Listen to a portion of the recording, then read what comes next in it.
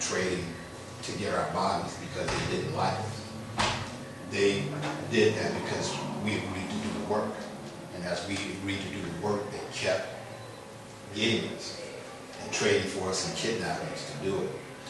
And it was labor. There was no machines to farm the land, to cut down the trees, to build the houses. So it was labor that they needed. And as a result of them doing that, it became economic violence because our labor we couldn't utilize our labor for ourselves. We couldn't earn the money for ourselves to develop ourselves and our families and our communities. Our labor was used to develop them as individuals and as families in their communities. And our work built this country. And it built the cultures in South America and Western cultures in Europe. Our labor did that. And any time that a person cannot take advantage of its own labor and the fruits of its labor, then that's a form of violence. It's just that if you wanted to shot somebody, I just drove by and shot you, then you wouldn't be here to take care of your family. So there was no income or economics to go to your family. And so that's the same thing with slavery was, is that none of the labor that I did, that our ancestors did, they didn't get paid for. They couldn't own a house. They didn't build any wealth to pass down to the children. And so after 400 years of doing that, then that helps contribute to, the financial crisis that we have today. And that is a form of violence. Many forms of violence, from physical violence, is mental violence, it's verbal abuse, it's all kind of violence. But for us, in my opinion, economic violence has been our biggest issue with living within this country. And so as I was thinking about it like 3 years ago and doing some reading and studying like I always do,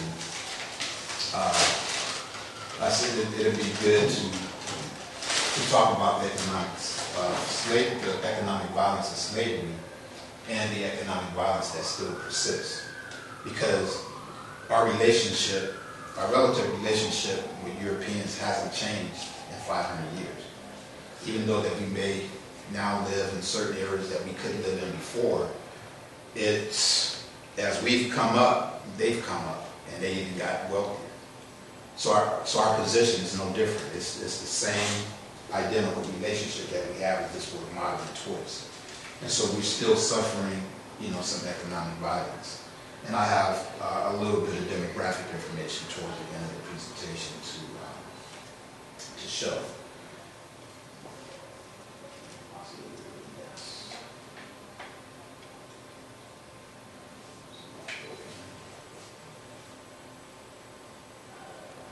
Ahí ven que a Antonio le cuesta mucho humillar y que Juan José Padilla insiste sobre la mano derecha, pero se lleva algún que otro susto. Un toro exigente que, si bien no fue de triunfo, fue un toro de esos que piden el carnet a los toreros. Lotería, vamos.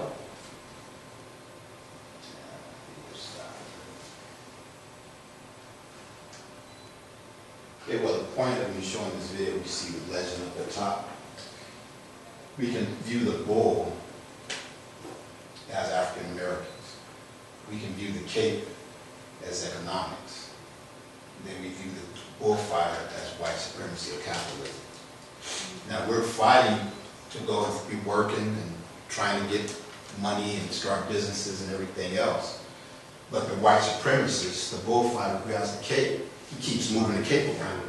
And we can't never get the economics going. We can't ever get the money going. And I thought that this bullfight depicted what our situation is. He's always moving it around. You can never get it.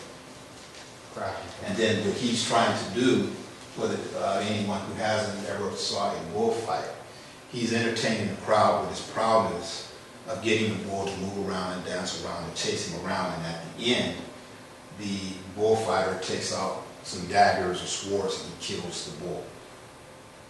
So, if we are the bull, then that is what's happening to us. The evidence proves that.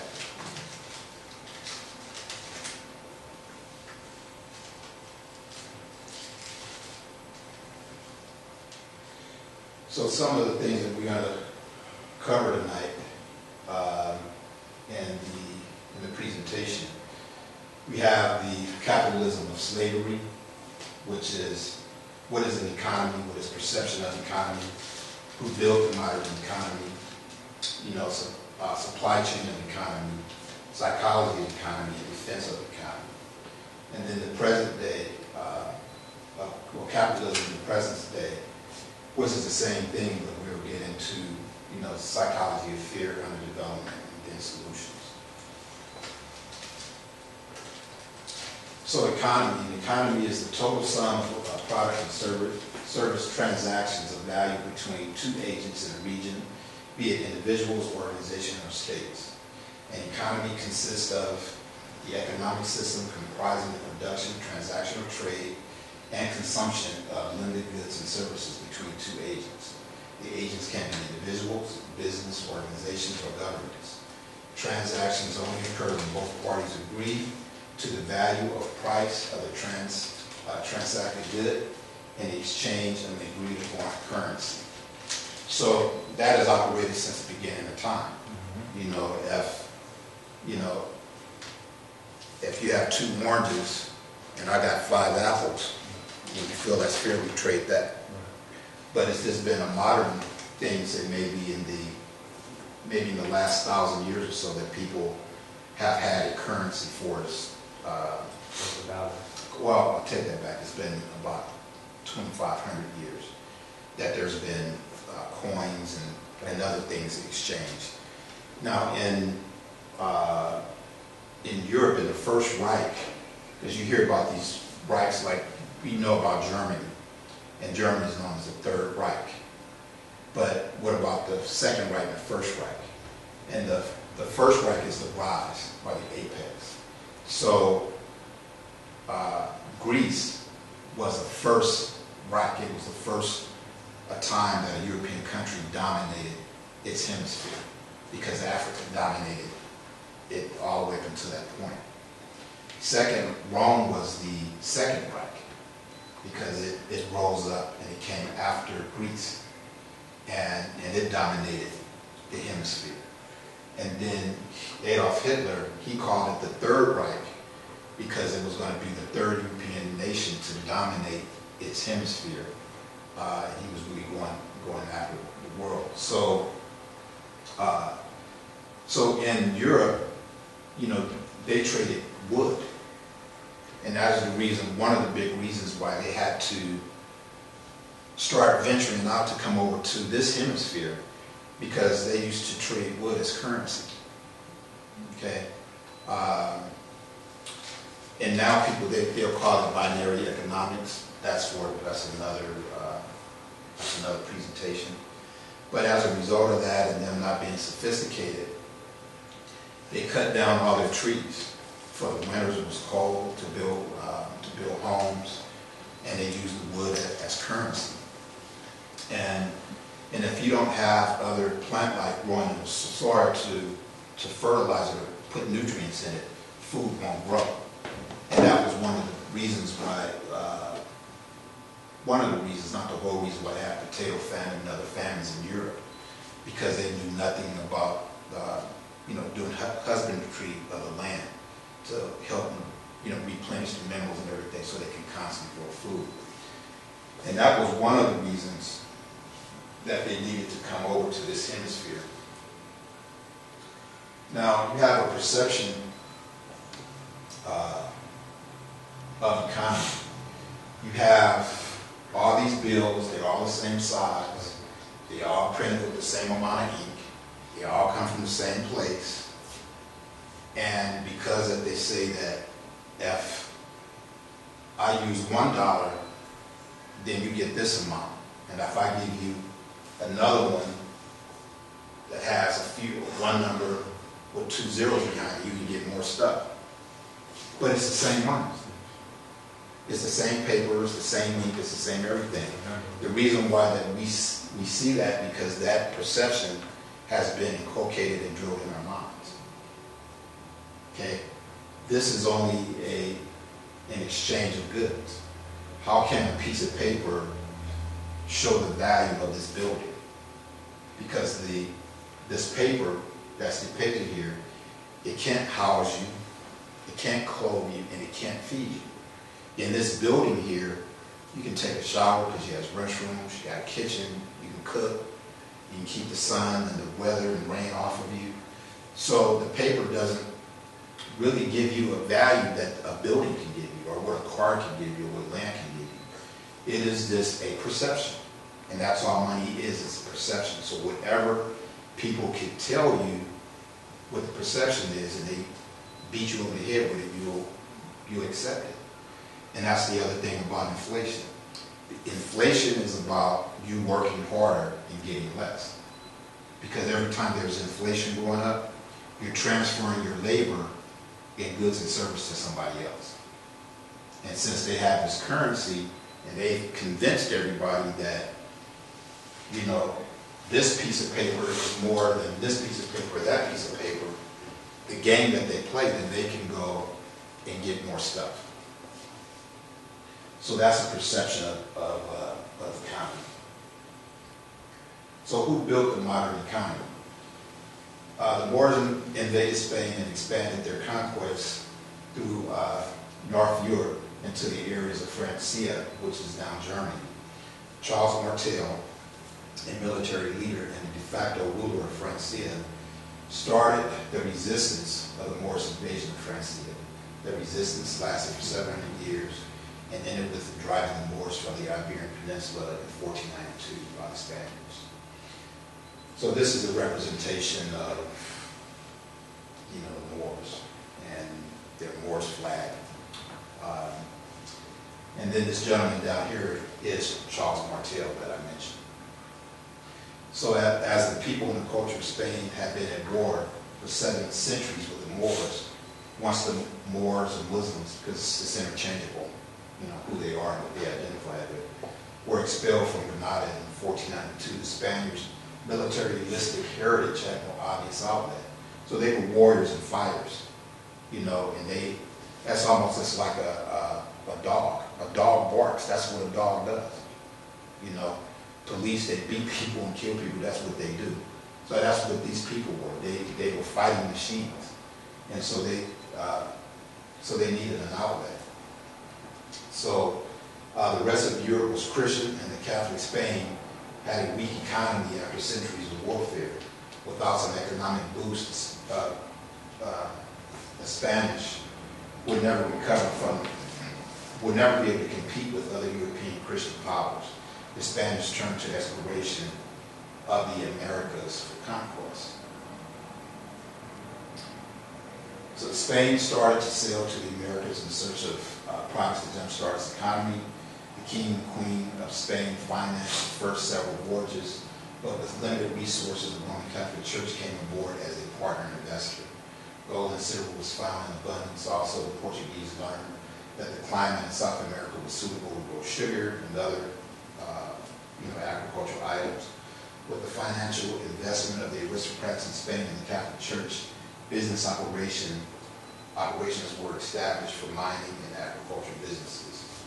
So this is Queen Ferdinand, and then this is in Brazil, this is a statue of Jesus that the Catholic Church commissioned to be there.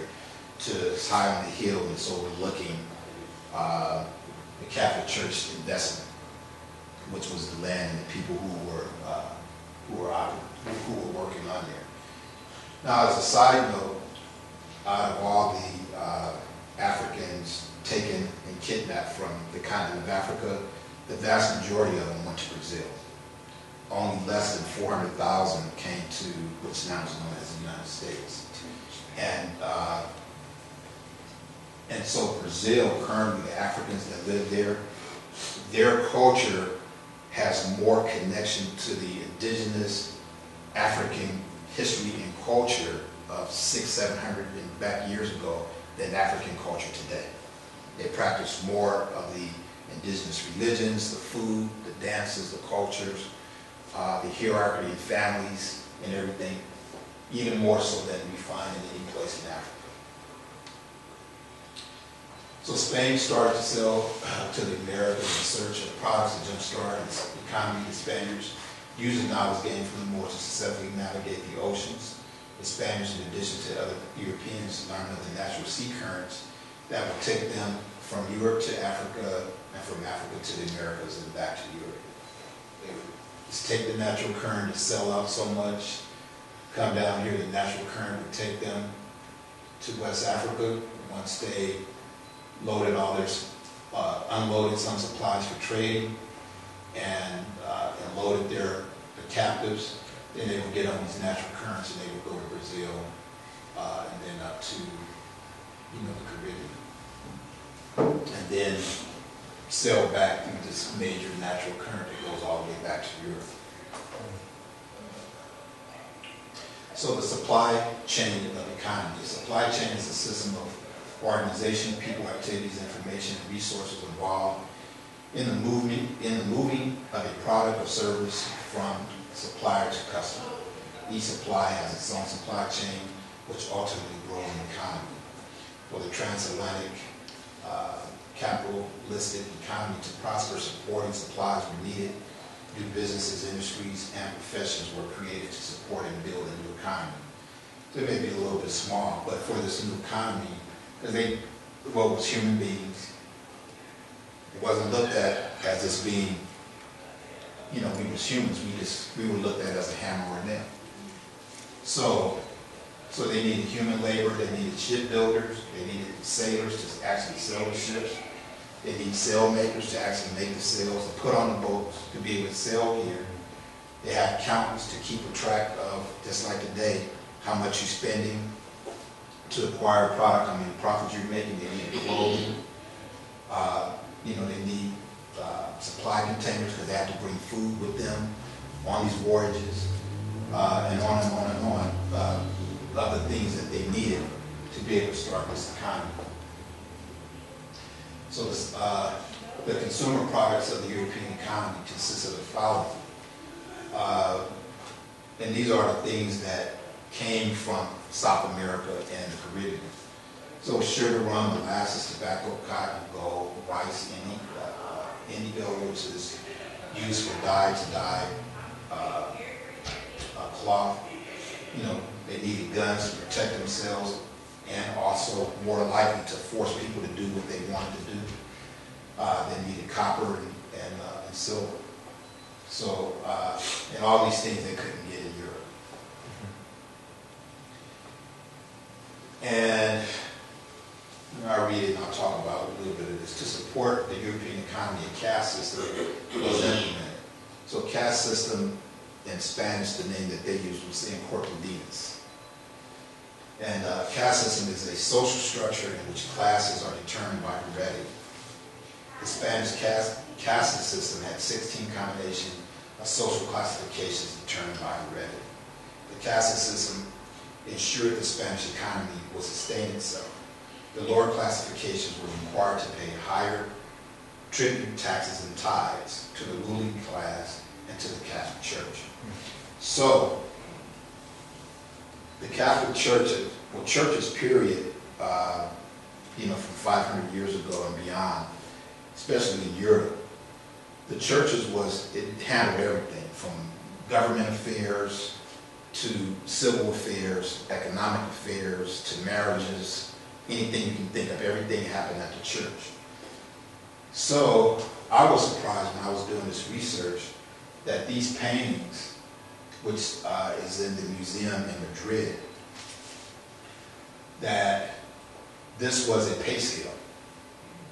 And the pay, it's like McDonald's, when people work at McDonald's and they look at the cash register and they got French fries and they see a box of French fries and they push that. They see a Big Mac and they push that. Well, that's what this was. So the people who were collecting money, it started here with the white folks, with the Portuguese or Spanish. They are white, they're European. And so when they came, they either had no taxes, tributes, or tithes, or very little. So the darker combinations you have. So if you made it with an Indian, and that Indian was mulatto, that was the next level. say you mean a white person, right? Yeah, a white person. And so, and then as if a white person or European made it with a full-blooded indigenous person of South America, then that was another classification. And then it goes all the way down until where the mixing started with African captives with white people, and then African captives with indigenous people of South America, until you got down to the combination of an African man and an African woman producing an African child. So if you can see here that each picture depicts an adult man, an adult woman, and a child, because the picture determined the offspring and the color that child would be based on the offspring. Now based upon that, the tributes was they needed infrastructure. They needed to build roads, storehouses, docks and ports. And so just like we may go to a court to hash out a dispute, but when you go to court and they give you a ticket, and the law says that you're only bound to be in court for a controversy. If a police gives you a ticket, there's no controversy because you didn't cause that police officer any bodily harm, or you didn't cost him any money. How did he get bodily harm or cost money by him giving you a ticket? So that's not a controversy. So that's the Supreme Court law. It's, I forget the name of it right now. Probably come back to me in a second. So, but when we go to court to pay traffic tickets, you're paying a tribute. You're paying a tribute to the judge, just for the fact that you're there and for you to get out of trouble. So that was the same thing that they did back then. So the way that the system worked in South America was that they had foremans, just like they have in businesses, and they would take all these captive Africans and say, you're going to dig for diamonds or gold or rubies or whatever it was, or you're going to, cut sugar cane, and you have a quota that you have to meet. And so you had to pay a tribute to the courts, and you had to pay taxes, and then you had ties to the church. So view these 3 chairs as a bucket. When the slave came, based upon his color, then he put in the bucket for his day's work a tribute, his tax, and his tithes to the Catholic Church. And that's the way that it worked. Because the Catholic Church did not trust the Spanish government to pay them their money. So they sent the Jesuits, which is the CIA or police arm of the Catholic Church, to come there, build the churches to ensure that they got their money themselves. They didn't want to wait and make sure somebody else paid them. So this is why when people go to churches today and you're given a tithe, you're given it for this very reason. So by the year 1587, it took them a while to figure this out and get it all lined up and make it efficient. So by 1587, this system that we still use today, the tributes, taxes, and tithes, the 3 T's, it's the same thing that's governing our life right now. So when we look at the average person that works, we are paying on a yearly basis, we're paying 50% of our labor and money that we earn in taxes, tributes, and tithes. It's no different than what it was before. This time, we get to keep half of our labor and not all of it. Back then, they didn't get the chance to keep anything. But I'm not happy with the 50%. And this is a bigger picture. You can see it more clearly. So now it's the psychology of economy, and it's punishment and reward.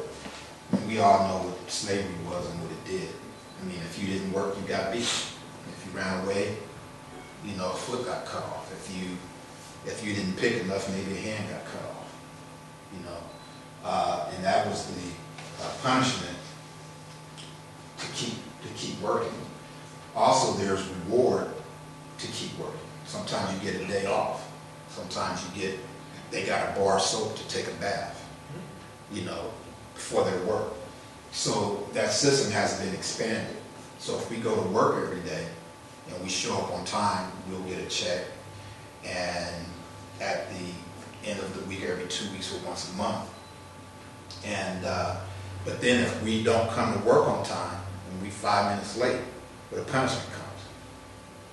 It's the same exact thing. And so there's also an economy that gets built. It has to be protected. And Europeans and white folks, they protect this world economic economy. And the way that they do it is a forced thing because they're the ones that benefit. There's less than, Europeans make up less than 6% of the world population. But about 80 to 85% of the world economy is funneled through Europe. And so if people start waking up, then that money is not going to be directed towards them. So in defense of their economy that they built, then they give them this education. So you'll go through all the way from preschool to high school, and you will never learn anything about true economics. You will never teach you how to open up a business. They never teach you business accounting. They never do any of that because they withhold information. Because if you learn that, then you're going to be in business and you're going to steer that money to your pocket and your family pockets. They're going to start a war. The whole thing is about oil. If they can't get the oil at the right price, they can't make money. So they're going to go and invade Iraq, Iran, and all these other places to ensure that their economy is stable. They're going to do social engineering. They're going to pit people against one another. So people are confused, so they will not pay attention to what's really going on, which is the economics. And then you have injustice. You're going to have, just back then, you're going to have people being punished for things that they shouldn't be punished for. You have people, a lot of people may have not saw the movie Sounder. It's probably on YouTube. But it was a movie that came out in like the early 70s. Cicely Tyson was in the movie, and Paul Winfield was in the movie. They were two leading characters. And they lived down in Louisiana, and they were dirt poor.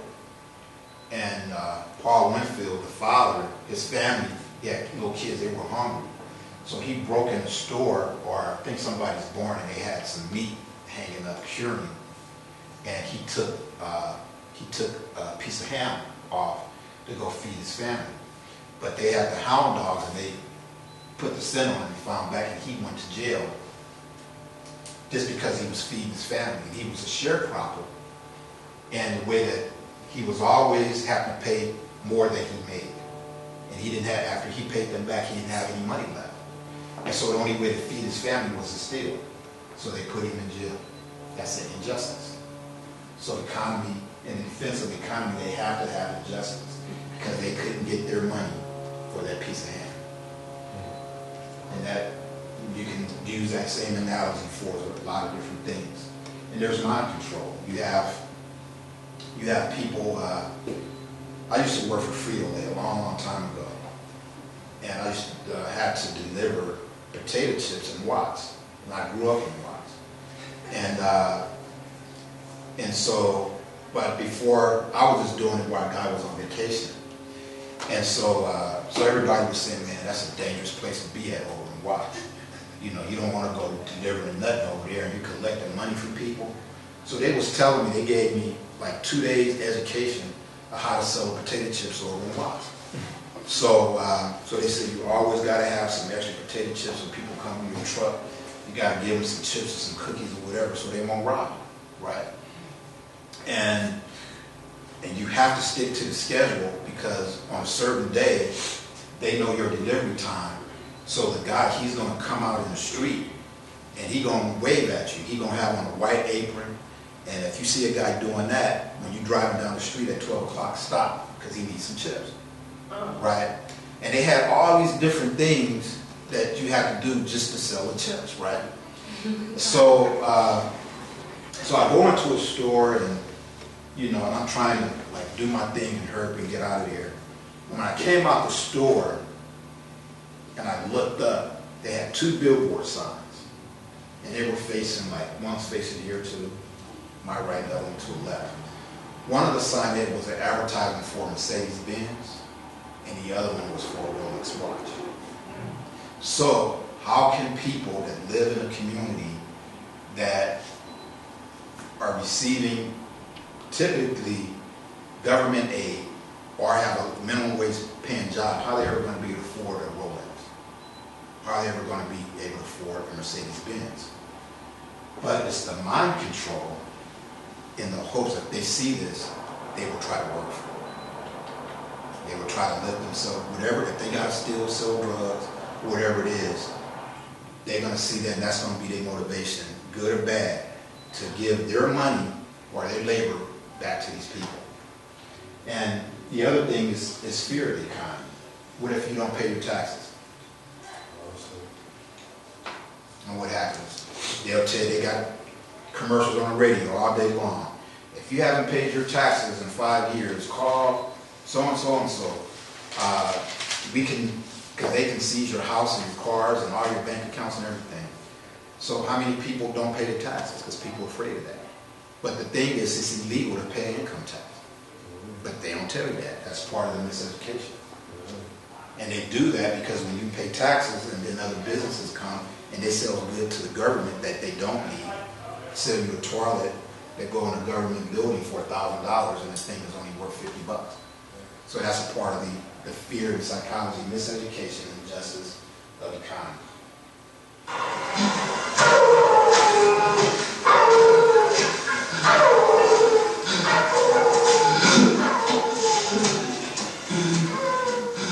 James, put some oil on it. It's a bit dry.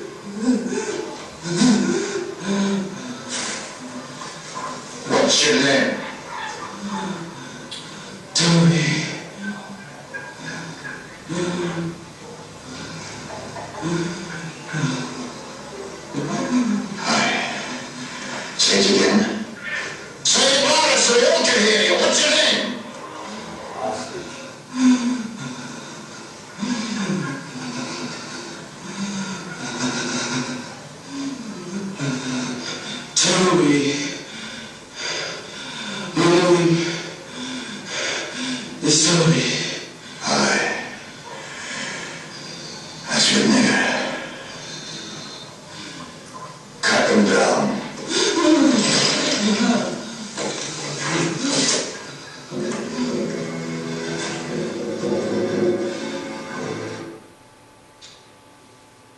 So we watching this film and we like kind of dissect it and break it down.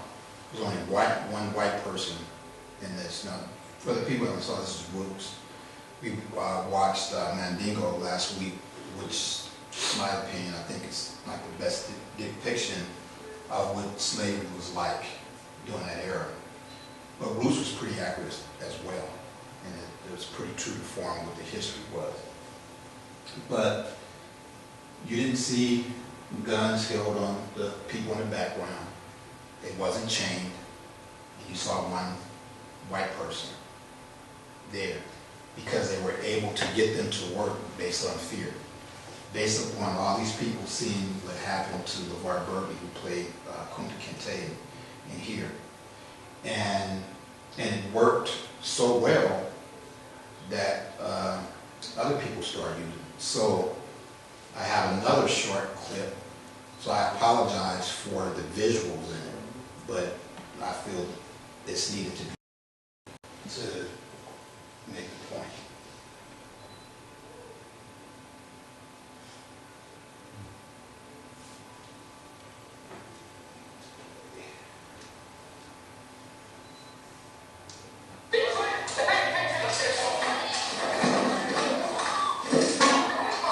This lady's in a Korean hair store, and she stole something.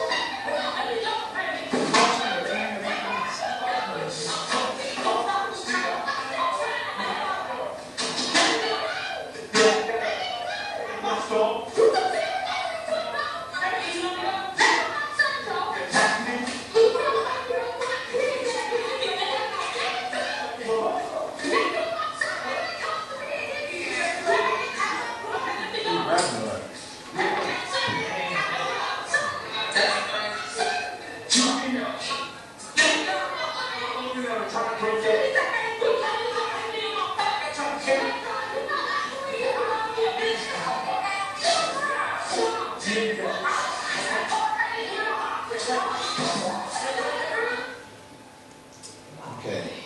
Now the point of that, when I first saw this video a couple of years ago, is black men watching. It was just like we saw in the clip on Roots, all them people standing around, and it was one white man telling another African to beat another African. That system of fear worked so good, now other people use it. And they're using it today. You know?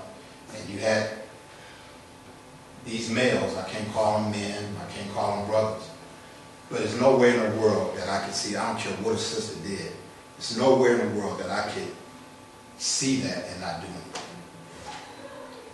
Yeah. Unless you don't see it as, it was engineered, you put up social engineering, where it was engineered for the people perception. Exactly. When you say perception, to not see the people that was as a terrorist. They see him as a master. Exactly. Instead of being a terrorist. And seeing that and seeing the slave as being an enslaved person or a slave person versus being a stolen hostage.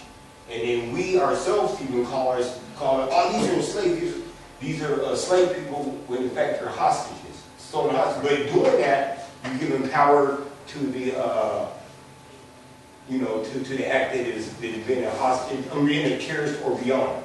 Right.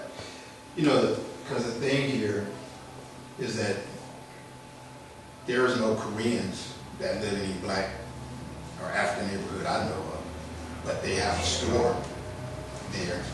So it's just like the ratio of slavery where it was like, you know, sometimes 4-1, 10-1 Africans to one white person. It's the same thing with the Koreans, with the liquor stores, the beauty supply stores, the same thing. And so it's the same psychology of fear that has been passed down, and other groups of people see that it worked for them. And it's the same people who've been conditioned, so it still works today. So it's still working. And by doing that, the Koreans are controlling a hair industry, which I did a presentation on that last year. The black hair care industry is about an $18 billion a year industry, and Koreans control 11.5 billion of it. So, and they're doing it because of the psychology of fear, psychology and defense of the economy, all the stuff that Europeans do. So we need to learn reverse social engineering? Yeah, in a sense, and I'll get to that toward the end. But also the psychology of fear is, you know, we have Nat Turner, Martin Luther King, Kwame Nkrumah, Reginald Lewis, Muammar Gaddafi, and Thomas Sankara. When Nat Turner gave a revolt, there was they interpreted it as an economic revolt. Because all this is about economics. And so he went and got convinced other people to go, and these people have been murdering us and killing us and mistreating us. Not only are they dead, but if they lived and they burned down the farms or slaughtered the livestock or the animals, then their economy goes down. So the psychology of fear, they have to make an example out of him. So when they hung him and killed him, they skinned him. And people watched it. Again, that this is the next level. If you mess with our money, this is what we're going to do to you.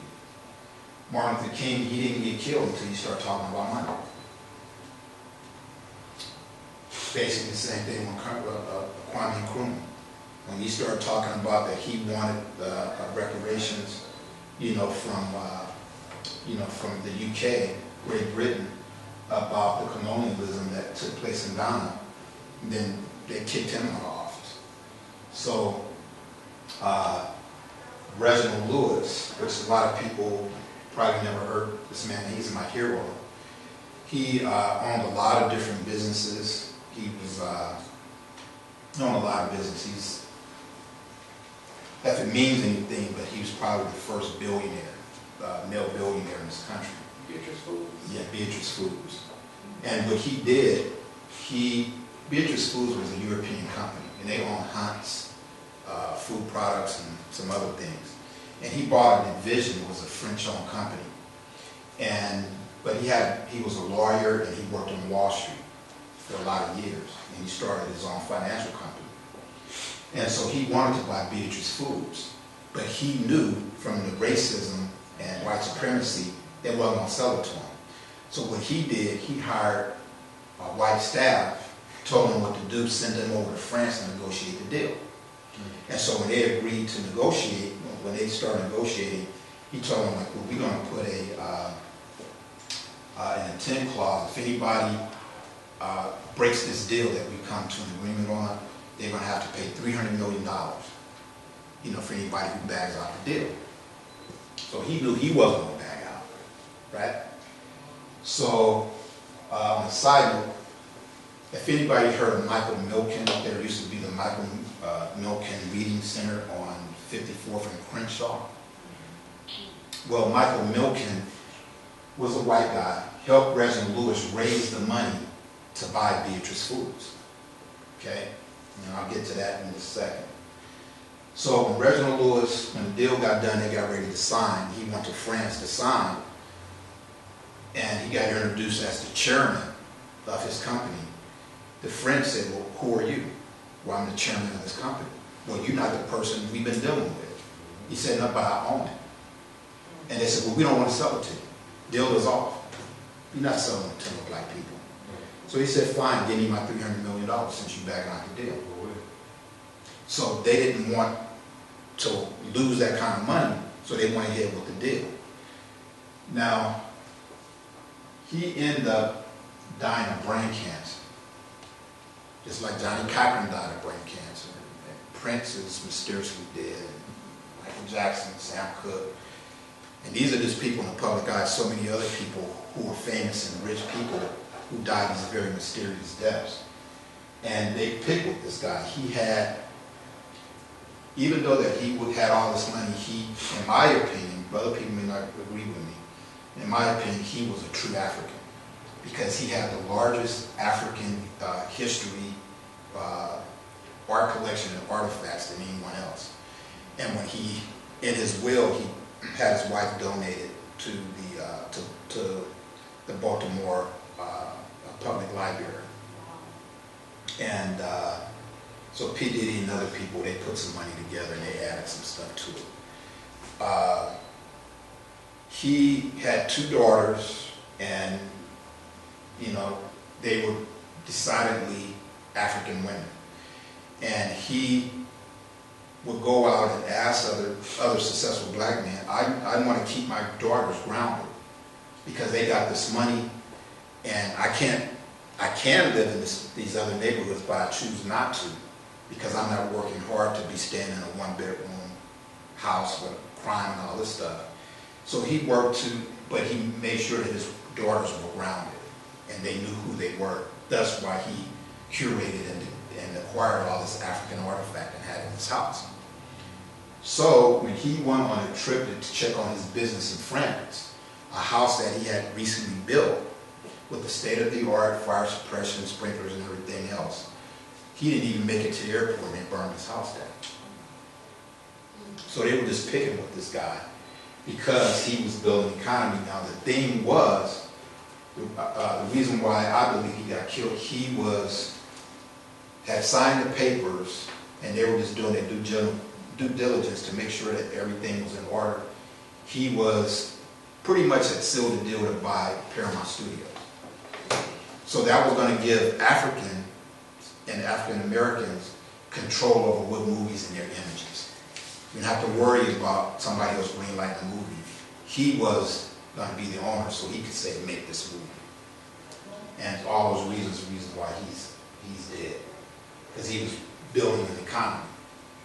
Muammar Gaddafi, Clinton and Obama killed him. yeah, he was killed publicly for what he was doing because he was bringing the African Union together and they were going to use his gold as a currency. And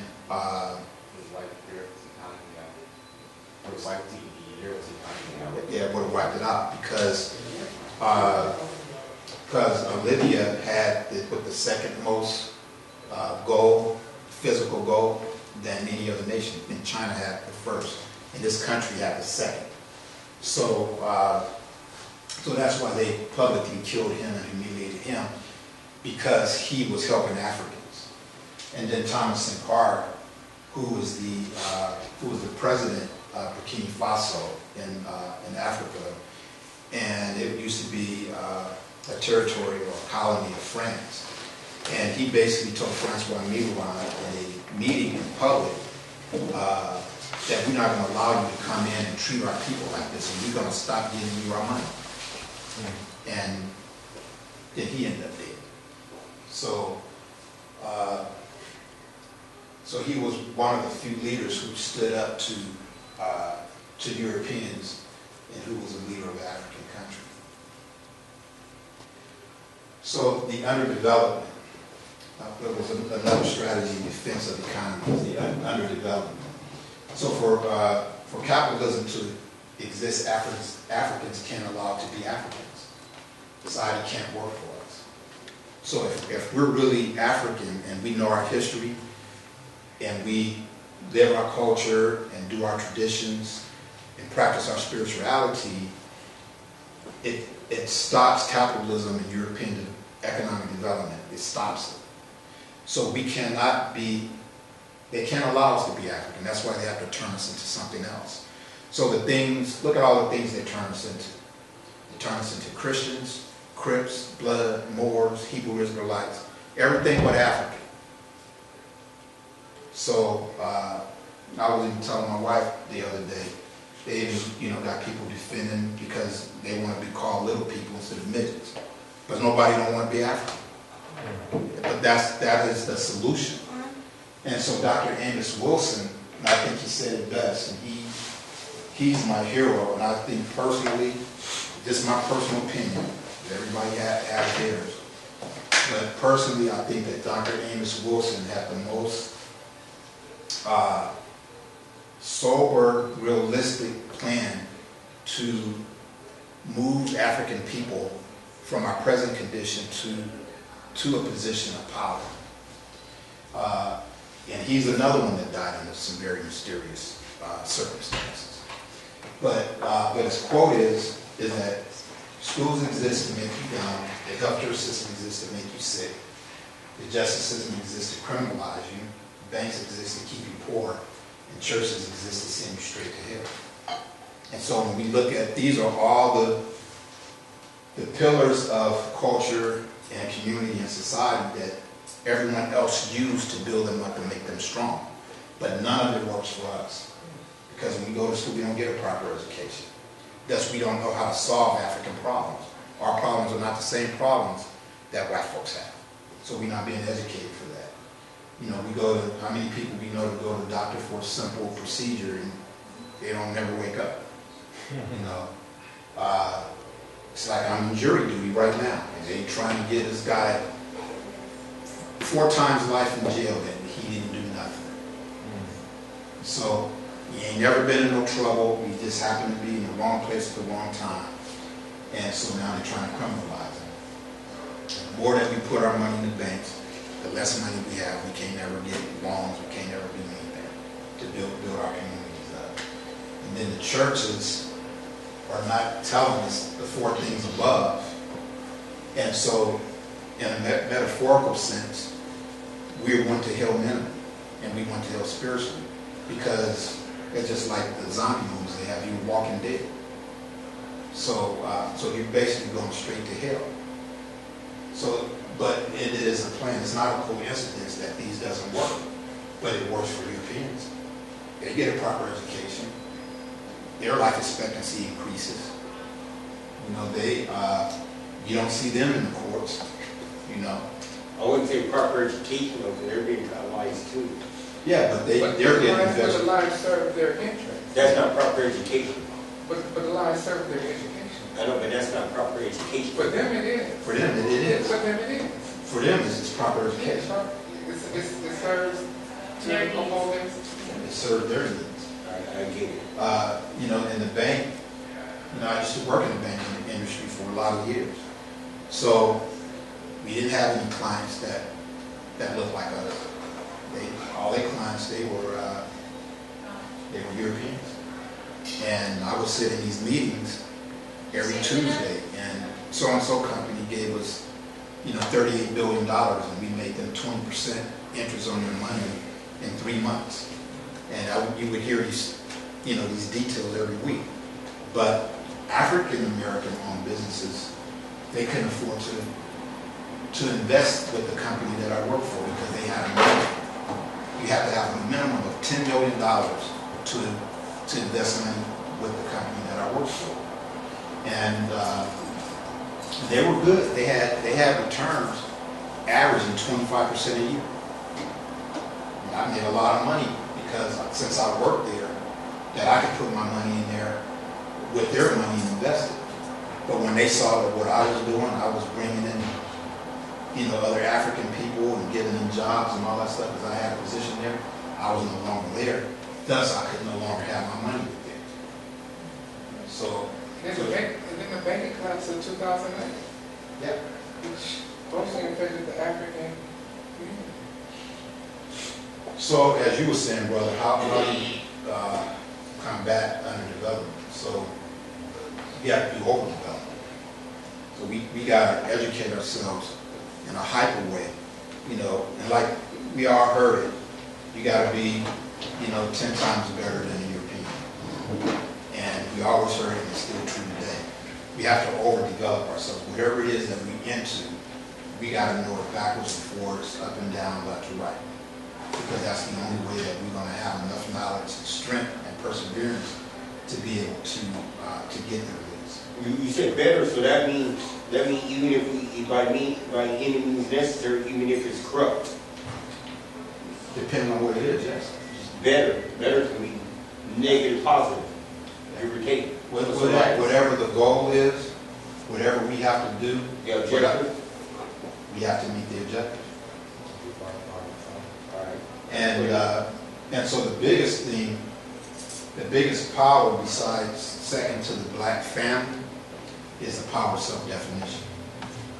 You decide what you call yourself. You decide what you do. That's why in the clip of Roots, that he can no longer be known as Kuta Kinte. He had to be known as Toby. See, because that's why he had to beat Toby out of him, because it's a power of self-definition. Because as Kunta Kinte, he was going to run away and he wasn't going to work for free. But as Toby, he was going to stay here and work. Or double consciousness, like the boy said, where we had to live a double life, and for the front, we was what they claimed to be. So therefore, we didn't have to take any bullets. And then on our personal life, we was our real self. Put double consciousness, so you didn't lose the sense of who you were. Yeah, but and are. To me, that was like an apologetic way of getting things done. But again, you have to take into account to the time that people live in, doing there. But to me, that Koreans are unapologetically Koreans. You know, white folks, no matter what country they're from, they unapologetically wherever they're from. And we're the only people that are trying to incorporate ourselves to be somebody else. So, to me, it's the majority. Not some, it's the majority. But I don't want to get into a lot of questions because I still have stuff to go, so we don't leave time for some Q&A at the end. But we have to demonstrate the power of self-definition without fear. Because as long as you have any fear, you're not going to redefine who we are. You're not going to redefine who you are if you're scared. So get into the economic violence that still exists. You know, the eve of the Civil War, sorry, for the end in there. You know, Africans own 1.5% of the U.S. wealth. Okay, to me that's an accomplishment when you couldn't own anything. You couldn't work, your labor didn't go for you. It didn't benefit you. But now, in 2016, with Dr. Dre is worth $700 million, Oprah's worth $3 billion, Magic Johnson $500 million, Reginald Johnson, He's still on BET. Yeah, on BET. He's Bob worth, Johnson. Yeah, Bob Johnson. He's worth 1.5 billion. Tiger Woods is about 700 million. P. Diddy 700 million. Beyonce 500 million. Her husband, he has about 600 million. And then this represents all the black families. All the other 42 million black folks. And we still, 150 years later, we still only own 1.5% of the U.S. wealth. Is that true? That's absolutely true. Wow. That's if we have our mind, and that was not, I don't know that. That is absolutely Dr. Dre did USC a couple of $1 million. Our cultural mind. So that's absolutely the truth. Just to throw out other, economic stats, is that we're about 13% of the population, but we only earn 7% of total wages for workers. Now I can keep rattling this stuff off, and we are never going to match what our population numbers is in this country. Especially the population keeping us at control at 12-13% and can't go above that. And it's economic violence, because how many people who can afford to eat decent food? You know, they eat in McDonald's because they got, 100 chicken nuggets for 30 cents. and you know, all that kind of stuff. So they got all this money, but they can't get corporations, they can't get airlines. no, because the thing is, every person who is on this picture that has money, they've got their money by way of making white folks triple the times the money that they have. So they use them. And then the thing that they hear, oh, you're one of us, you're really not one of them. So psychologically, they're not really 100% African American.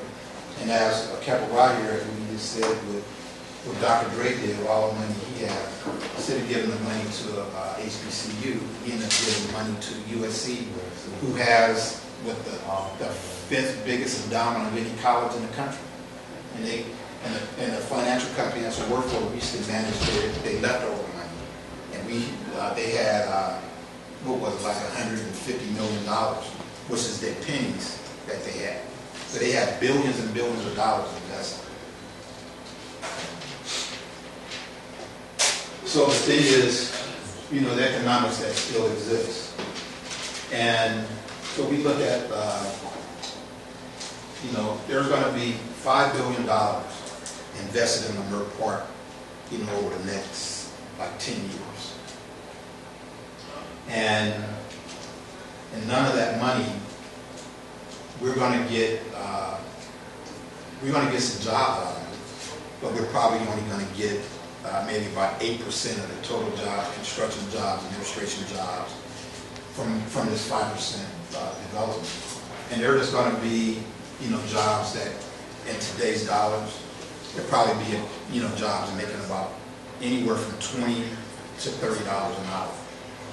So that's could be considered a livable wage. But the people who own the development, I mean, but they're probably making $1,000 an hour, $2,000 an hour. You know, and then when you have a corporation, your effective tax is about 16% a year. So just say you have a corporation, you made $100,000 a year. You're going to pay $16,000 in taxes. But if you were an individual and you made $100,000, you're going to pay about $30,000 in taxes. So it gets to a point, it's not about what you make, it's about what you keep. And so Europeans and other people who copy Europeans, like we saw the Koreans, what they're doing, they know to incorporate their businesses, have businesses, incorporate them, lower your effective tax rate, and then the money that you're saving half of what you spend on taxes, and you can take that and reinvest it in other projects. You know, down payments for another, you know, manufacturing plant or corporate real estate or something of that nature. So the main thing what's happening in the Merck Park is, it was kind of deep, but I'll get to it in the next slide. The primary things that's happening is that they're building a rail line starting at Crenshaw and Exposition. It's going to go by LAX and into Redondo Beach. And I'll talk about the significance of that. And this is just a depiction of a lot of the stuff that they have planned at the Ballnews Crenshaw Mall, and then along Crenshaw over to the Merck. This is just a little bit of some demographic information on the Merck Park from the U.S. Census and historical home prices. So we see what the population of the Merck Park is in the year 2000. We made up, African Americans made up 78.6% of the population, total population of the Merck Park. And the average home price in the year 2000 was about $220,000. Okay. So we go 10 years later to 2010, and we see that our population now is starting to go, numbers are going down. The Hispanics is increasing, and the whites is increasing. And we see that the home prices is ticking up. So in 2010, it's like 6 years ago, the average home price in the Merck Park was a little less than $400,000. Now, when we look at the aggregate household income from a two-earner income family, African Americans on the top level, the highest wage earners, they can afford a house that probably costs somewhere about $500,000, and that's the top. After that, you can't afford the house. You don't make enough money in a monthly salary to afford to pay $4,000 a month for property. So you're getting priced out of your property. So we see here in 2016, the residents hasn't really, the number of residents based upon the census count hasn't really changed. It only just went up, you know, from what the census says, by 27 people. But we see that there's been a drop by 4.8% of African Americans living in Leimert Park. And Latinos have increased, Asians have gone down, and whites have increased a little bit. But this is based upon these 2010 numbers. I'm sorry, I just want to interject. A lot of young people here. The Asian number is significant because when we moved to California in 1963, I think it was, the Asian population of Leimert Park, it was called Japan because it was a Japanese community. So, I mean, you can look at that and predict what might happen to the African community. Right. The community So can't it's- disappear. Yeah, it is just these numbers, because Leimert Park was really like what could be considered the first planned community after World War II. It was the first community to really have tract homes, and the Baldwin Hills Crenshaw Mall was the first mall in the United States. And those homes were designed, and they had you know, it was laws on the books in the city of Los Angeles that black people couldn't live there, they couldn't buy homes in Leimert Park. Does that include Baldwin Hills? Does that include Baldwin Hills? Is the Leimert area? We were Definitely. wrong. We were wrong.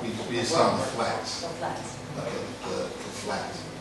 So the thing that changed this for the Asian numbers, GJ talked about where the number went down for Asians that lived there, and the number for whites was the 1965 riots. It was too close to home. How about the reparation that the Asians got from World War II, 42 to 45? Well, it doesn't But it affect. comes through. It doesn't affect that. It doesn't affect this. But it caused white flight, where white people just left. Yep. And That's because, why they left Compton too, right, during that time. yeah. And so by white people leaving, it opened the door for the people who have the economic means.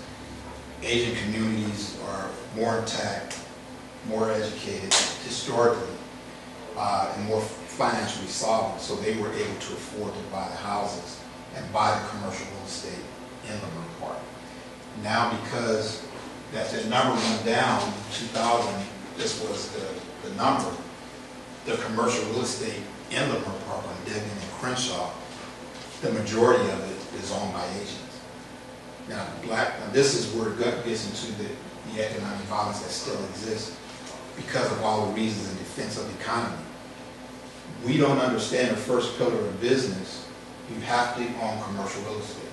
You cannot make any product or manufacture anything without a place to make it in. You cannot sell any goods without a place to sell it in. Now, people say that online businesses and everything is booming, but that only contributes to less than 10% of all goods sold. And then the growth of online business and retail is starting to shrink. It's not growing as fast as it was. It's starting to top out now. And so brick and mortar buildings like Shades of Africa, that's still key. And so because of the miseducation, the fear, the politics and the laws and everything that went into it, African Americans never really truly understood the need to learn to own commercial real estate. We got the idea to own residential, but we didn't get the memo that we needed to own commercial. And so what's happening now with the different regentrification of Leimert Park is because that we don't own the commercial real estate, they're raising the rent, and the black-owned businesses have to move out because they can't afford the rent. And so, so probably in the next like 4 to 5 years, you're going to see, you know, AT&T store on Degnan. You know, you're going to see on Degnan, that's the main street in the North. You're going to see, you know, you're probably going to see Chili's over there. Oh, You, no. you're going to Different facial recognition. Oh, And some dog parks too. Yeah. Oh, So no. they're gonna, because what's happening is the community is going to, Inform. they're changing to accommodate The new white flag. what's happening, because the new white flag, as you mentioned, the good word. So reverse? Yeah. As we know, they're tired of driving, they're tired of commuting, and what the plan has been, and it's really a necessity for Los Angeles, and it's really, and in one sense, it's nothing sinister about it. The traffic is so bad because we have the best weather in the country, and believe it or not, that we have the most affordable real estate out of most major cities in the country. We have a more affordable real estate than San Francisco, Seattle, Chicago, Washington, D.C., New York, and every place else. So, so that's causing people to relocate here. Businesses, they're relocating here because they got downtime because their employees can't get to work because of snowstorms, tornadoes, floods, or whatever else. So, so now that all the primary areas close to the ocean, close to the more desirable areas, it is beyond reach for that core middle class of white folks. Now, middle class, I'll get you in a second, the middle class really means not white people, not black people. That's what middle class means. And middle class means that you're going to have a certain amount of money to afford certain things. And so the important thing, and I think, I don't know if I got the picture in the slideshow or not, the thing that made me come to this realization, for the people who know a Manchala on Imperial and Aviation near LAX, about 3 months ago, I'm driving down Aviation, and the 105 freeway, you know, parallels Imperial, and that is the only part of the freeway that is literally almost 10 stories from the ground. And so I was watching as they're building the new rail line that's going to connect Redondo Beach to the Limerick Park area. And so as I was still sitting at the light and I was just looking at the construction, I used to work at DirecTV, I passed by there for years, and I always would say, why did they build this freeway so high? But I never really gave it a lot of thought. But that particular day, when I'm at the light and I'm looking at it, I'm seeing them building the rail line. The rail line is going above ground, but under the freeway. So wow. Now when I went back and I started doing some research, and went right home and started doing research, the Highway Investment Act of 1958, by President Eisenhower, gave money to build highways for commerce. And that was the thing that they used to break up black neighborhoods and communities by the Federal Highway Act. And because they should run highways right to black communities. The 105 freeway did the same thing. So in 1964, they decided we're going to build this freeway and we got to start moving people out of the houses. In 1968, they finished the design of the freeway. The path that it was going to go, the on and off ramps, the height, low ground, above ground, they finished that in 1968. So if in 1968 you build a freeway that's almost 10 stories up over the ground, and then now all of a sudden you're building a rail that's going between the ground and the freeway, you knew you was going to do that 50 years ago. So, so the thing is, now the other thing about Limerick Park, it is the most desirable flatland in Los Angeles. Okay, because you're about 5 miles from downtown. You're about 4 miles from West LA. It's located. It's centrally located. Now, the thing is that it has the newest housing stock, which means the house that was built last in Los Angeles. A lot of houses in Los Angeles are old. Them houses built like in 1910, 20s, and 30s. In the Merck Park, all that stuff was built in the late 40s. So they have the newest housing stock. And it's a planned community with streets. It has everything that a community needs to flourish in its location. And so,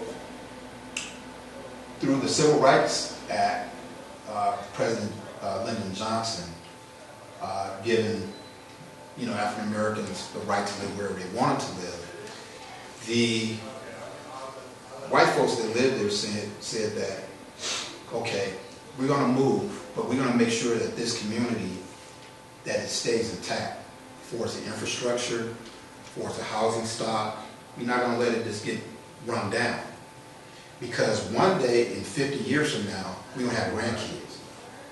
And population is going to steadily grow, and they're going to need a place to live. And so we need to make a place where, since they're starting out, they're in their 20s and 30s, and they're buying their first homes, we need a place that they can come back and take. So we're going to let African Americans babysit for us. So we're going to let, middle class, quote unquote, supposedly middle class black people come in, and they're just going to maintain the neighborhood for our grandkids and for our great grandkids to come in. And so now that time has come, population is increasing. Other people are relocating in Southern California, Los Angeles because of the weather and the advantages of it. So it's time to enact a plan. So they want the rail line. Okay, our kids are working. They work in the South Bay, in El Segundo, where these jobs are paying in excess of 6 figures. They're working at USC, all those jobs, 6 figures, downtown LA, 6 figures. So, but the traffic is so bad that we got to build a rail line because they're not going to be able to get to work. So we're going to run it right through, and we're going to use the housing stock that we had, and we're going to we're going to create a plan for us to take it back. They decided to build the Crenshaw Metro line 17 years ago, but our community just started talking about it 5 years ago. So the thing is how we combat, this, the economic violence that still exists. We have to educate our people, because hypothetically, what if we had a civil engineer in a room when they were planning the 105 freeway, and when they were planning that rail line to go overground and below the freeway there, no one was going to Merck Park. Then he could have came back and said, don't sell your houses, buy the commercial real estate. Yep. But because that we don't think long term, a lot of people say that we only think 2 weeks in advance, and not 50 years in advance or 100 years in advance, they're able to do that. We don't even think 17 years in advance when they put this down here. We just start talking about the rail line 5 years ago. Not anymore, we used to. Nah. I don't think black people ever thought that much. No. So, I think so. Do you want us to ask questions at the end? yeah, at the end. So I'm almost done. I got a couple more slides. So the thing that we really have to get back to, this is the answers. So we look at the Kemet as in its current state. We look at it now, it's still intact. It's the first skyscraper, 42 stories high, a planned community. It had everything you needed, education, everything. And this is an artist's depiction of what it looked like, during this time. And our communities need to look like this. But because if we don't really understand that this is a never-ending economic violence against us, it is violence. Just like you have to protect yourself when you're going somewhere so that you don't get caught off guard. Our weapons is the education. Our weapons is learning trades and skills. Our weapons is to learn our history. Our weapons is to, reignite our culture. Our weapons is to have unity, so we can focus, come back and do these things.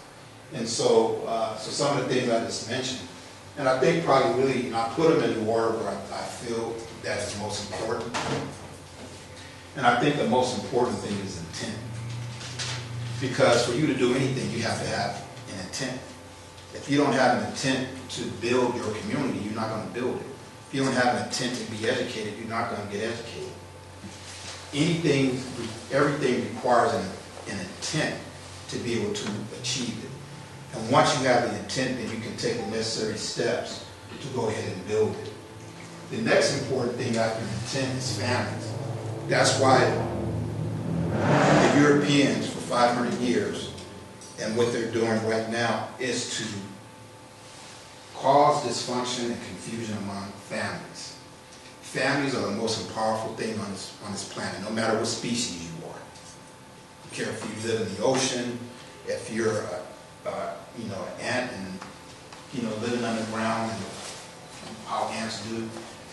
When people congregate together, they're strong.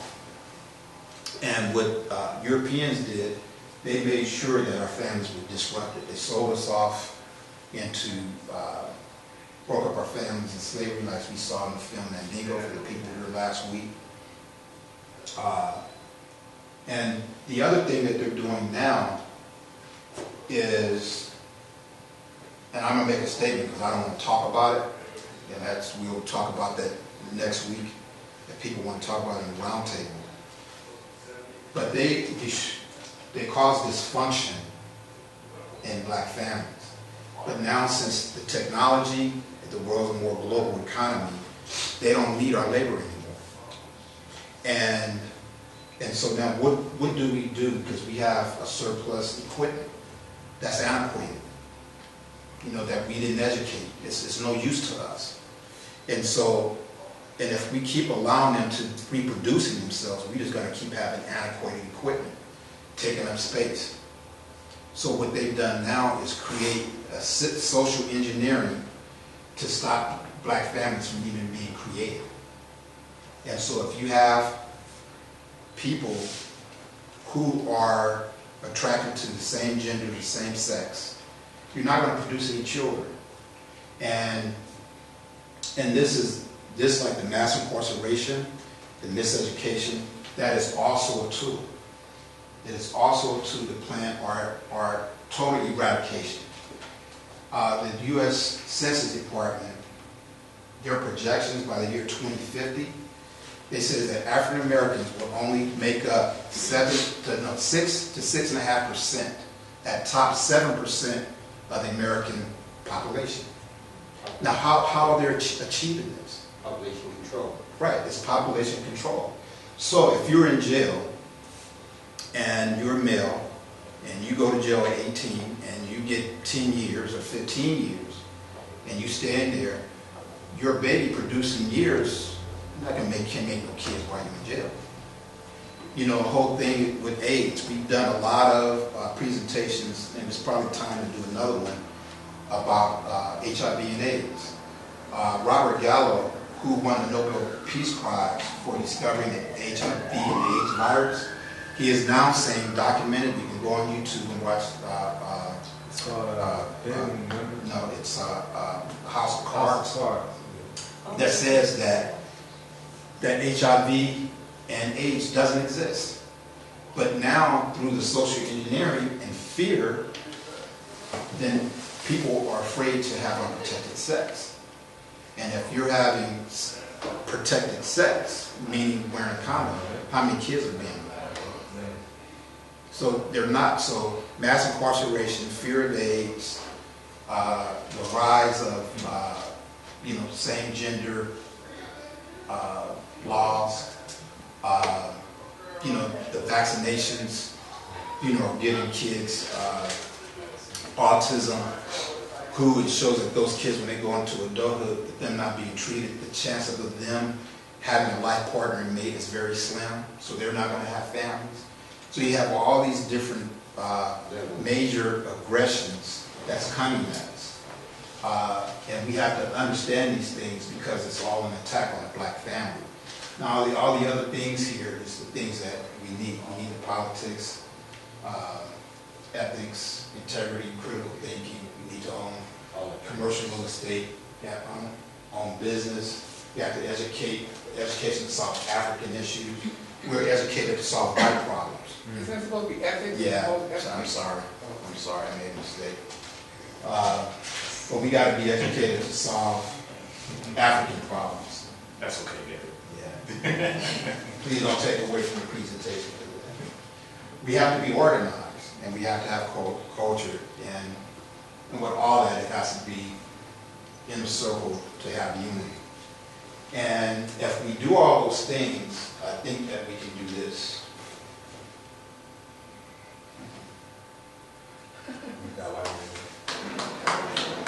What's gonna happen? Why? Oh.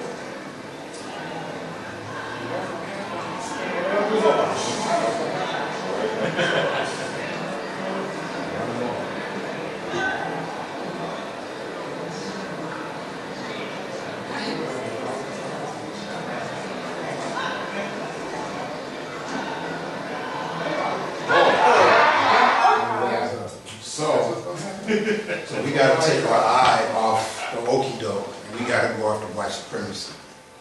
And going after white supremacy will stop the economic violence that exists. So that's my reason.